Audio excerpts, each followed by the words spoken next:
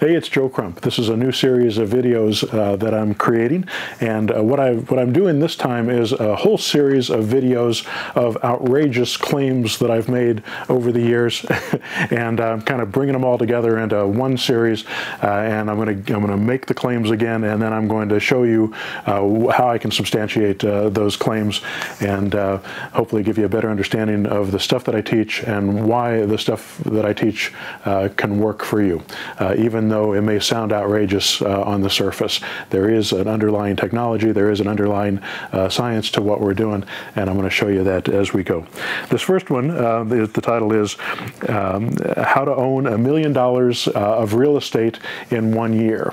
It is possible to do, and it's not that difficult to do if you understand the zero-down structures. And one of the easiest ways to do that is using subject to deals. Basically, we'll go to a seller. We use certain types of advertising. I use the automarketer, pushbuttonautomarketer.com, to bring in a lot of leads. We bring in leads from other sources as well, absentee owners, expired listings. I'm going to be talking about some of those different techniques that we use, how we automate those as we go along. But in this case, let's talk about subject to deals, where we find a seller who's willing to sell their property. It's current on their mortgage, but they may not have a lot of equity. So let's take an example deal, a pretty typical example deal of deals that I've done personally. We got a property that's worth maybe $125,000. It's got a mortgage on there of $100,000 to $110,000. It's got a payment on there of maybe $800 or $850 a month, and it's got a rent capable of maybe $1,100 a month. So you've got a spread between the rent and the income of maybe $250 a month of income on that, after principal, interest, taxes, and insurance, and property management costs, which cost about 10% of the rent, because you don't want to manage these properties yourself. So you're going to buy that property subject to, which means that the seller who has that existing mortgage on there, the owner, this is owner financing, deeds you the property. They're going to give you that property, and you're going to start making payments on that.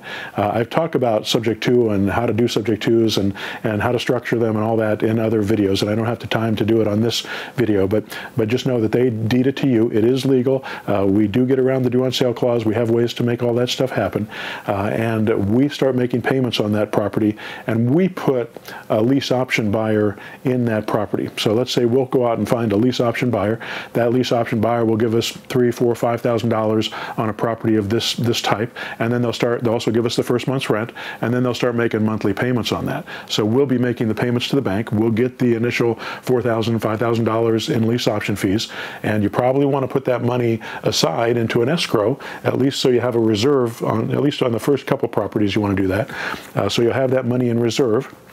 And then you're going to sit back and you're going to collect the value of that property. So every month your mortgage is going to be bought down a little bit. You know, if you've got a 30-year mortgage on there, it's only going to be bought down by $100 or $200 a month, depending on what your interest rate is. So that payment is all going to go towards that. Also, you're going to get depreciation on the property on your tax returns, depending on whether it's a passive or active investment. But that'll save you probably about $1,000 or so a month on this price of property. You're also going to get appreciation if the property goes up in value, and most property or areas go up a little bit every year. So maybe it goes up 4 or 5% a year, and you add maybe $5,000, $6,000 a year in appreciation on the property. And then you also get to keep the property. The lease option buyer, they're going to pay you more for the property than you paid for it. So if you've got $100,000 that you're paying on this property, because that's the note that you took over, and you turn around and sell it for $125,000, it means you've got $25,000 in equity on that property. And if that person exercises their option to buy over the next 3 years, then you're going to get $25,000 lump sum fee as well. But if they keep it, or if they don't exercise the option and you keep the property, you're even better off, because then you can go sell it to another lease option buyer, get another $5,000 down, $4,000 or $5,000 down, lease option fee, and you can continue to do do that until the thing is paid off or until somebody exercises their option. Typically, less than 30% of the people that buy on a lease option will actually exercise the option, but they're good tenants to have because they typically will take better care of the property. You know, you don't wash a rental car. You tend to take care of your own property better than something else. So the likelihood that you can do one of these deals a month is very high. So you buy one of these properties, you know, you get, you know, some equity in the property, you get $125,000 worth of value in the property, and if you buy just 10 of these, you're going to have $1.2 million. If you buy one a month for 12 months, you're going to have almost $1.5 million in real estate in 1 year. So it's a great way to build your portfolio and make that happen. One of the biggest mistakes that people make when they buy properties this way is not keeping enough money in reserve. So every 3 or 4 or 5 properties that you have, you should have at least $4,000 or $5,000 in reserve in an escrow account that you keep on the side, that you know that when you have a vacancy or when you need some repairs, that you have somebody who will come in, you have money to be able to cover that, and you'll be able to fulfill your responsibility to the person you bought it from.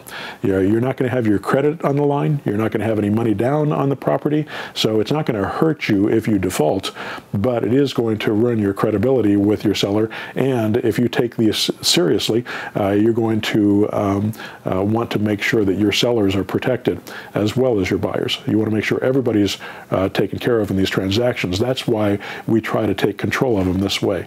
And if you look at some of the other videos that I've got on the zero down structures, you'll see some of the other ways that we take the structure, we take these deals with zero down, and you can also get a better feeling for what type of structure to offer depending on your exit strategy, what you're trying to do, and your role in the process, whether you're the buyer or the seller, whether you're coming in to just flip the property, whether you're coming in to keep it for the long term. Your different structure, the different structure that you choose is going to be based on the hierarchy that I've created with subject to, multi-mortgage, land contract, or also known as contract for deed, lease options, and assignable cash deals. If you understand those structures in my hierarchy and how they fit into the hierarchy, that'll make it easier for you to do that. And we'll talk about some of this stuff as we go along, and it's in some of the videos that are on the blog already, so you can go check out the blog for more details on these things. All right, I hope that helps. Good luck.